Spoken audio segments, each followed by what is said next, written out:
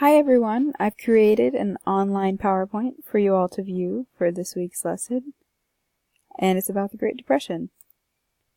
So, first of all, we're going to talk about the stock market crash of 1929, and the stock market crashed in 1929, like I just stated, which took away the life savings of a lot of people.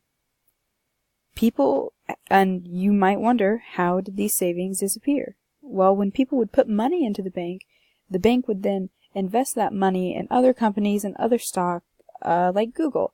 And when the stock market crashed, all that money was gone. Other businesses, like financial advisors, would also invest this money. The economy crashed for many reasons. The crash occurred after World War I, which led to many nations accumulating debt to the United States.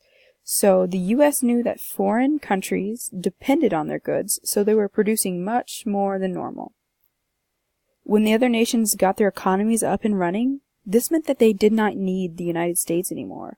They didn't need to buy as many goods, they didn't need to be supplied as many goods, and that affected the United States.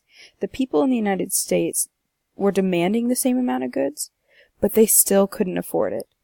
This led to overproduction and underconsumption, which were the main two causes of the Great Depression. And here are some representations of what life was like during the Depression.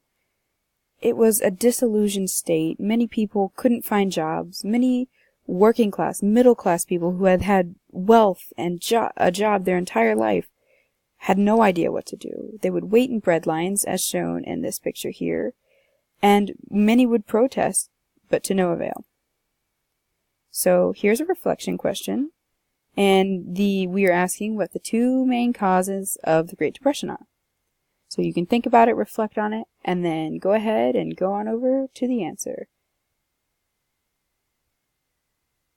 Alright, and the answer is overproduction, which we talked about. Too much was going out, and underconsumption. Not enough revenue was coming in.